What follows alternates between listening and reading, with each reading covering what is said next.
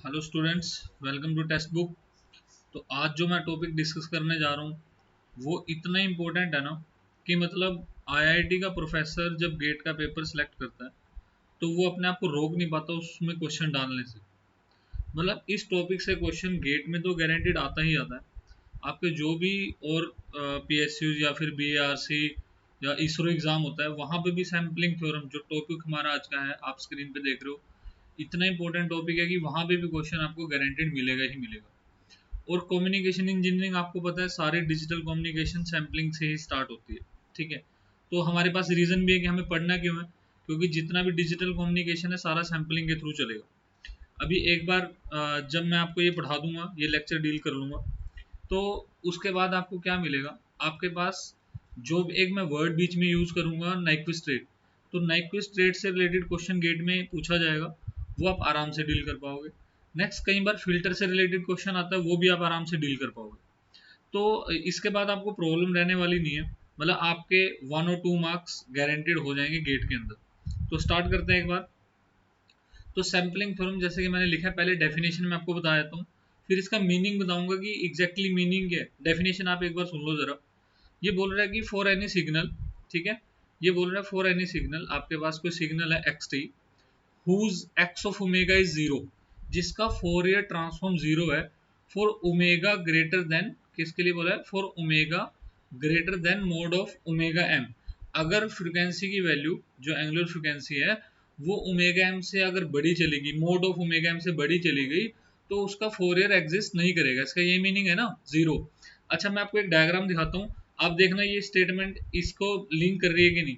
Suppose कोई signal x T है और उसका फोरियर ट्रांसफॉर्म मैंने इधर प्लॉट किया एक्स ऑफ ओमेगा, ये एक्स ऑफ ओमेगा ने मैंने प्लॉट किया, और मैं जो बोल रहा था ना आपको कि x of omega is equal to zero for omega greater than omega M.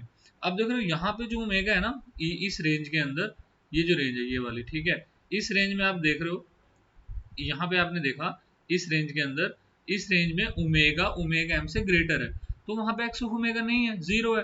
और आप इधर भी देख रहे हो नेगेटिव साइड भी नहीं है, तो उसके बीच में कहीं पे एग्जिस्ट कर रहा है, सिर्फ जीरो से लेके ओमेगा एम तक। इस टाइप के सिग्नल के बारे में कुछ बोलना चाह रहा है। वो क्या बोलना चाह रहा है, the signal x T can be recover from its sample. अगर एक्स टी के आपको कुछ सैंपल दिए जाएं तो आप उसको रिकवर कर सकते हो, लेकिन एक कंडीशन है, देखना ध्यान से, if and only if sampling frequency, जो सैम्पलिंग फ्रीक्वेंसी है f of s, that should be greater than equal to 2 FM, या फिर आप बोल सकते हो omega s is greater than equal to 2 omega m. मतलब जो सैम्पलिंग फ्रीक्वेंसी है वो अच्छा, एफ एम और ओमेगा एम क्या, आप ध्यान से देखो, इस सिग्नल के अंदर ओमेगा एम क्या, मैं बोल सकता हूँ कि ओमेगा एम जो है वो maximum frequency component, maximum frequency component present है इस सिग्नल के अंदर एक्स ऑफ ओमेगा के अंदर।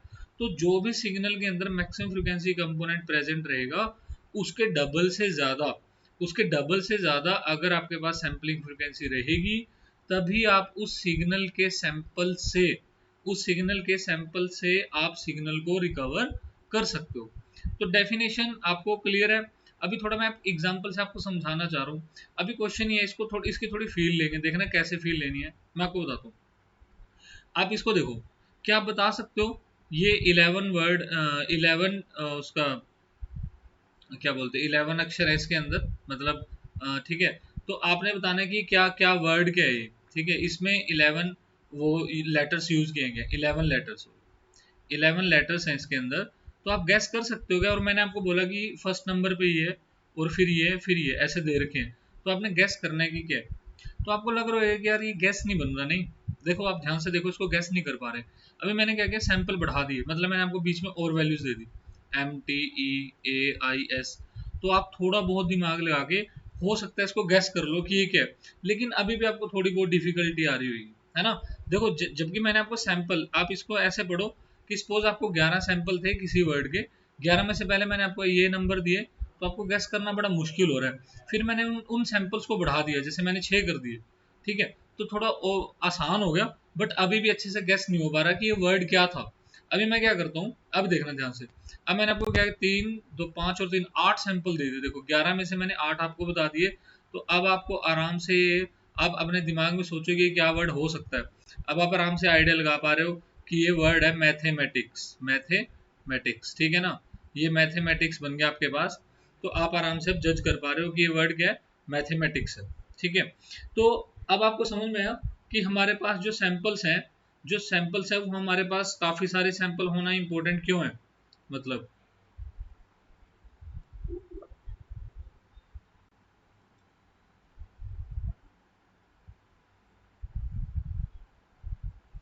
क्या चक्कर है यार ये?